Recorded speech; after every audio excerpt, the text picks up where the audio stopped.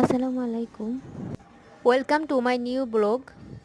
আজকে শেয়ার করব আমার আব্বু আম্মু আমার শ্বশুরবাড়ির সবার জন্য কি কি কিনলো আর আমার জামাইয়ের পক্ষ থেকে আমার বাসার সবার জন্য কি কি কিনলাম।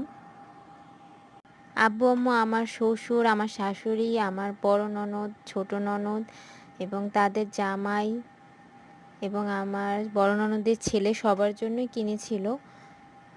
এমনকি আমার জামাইয়ের জন্য কিনতেও তারা ভোলে না। প্রতি বছরই আমার জামাইয়ের জন্য কেনে।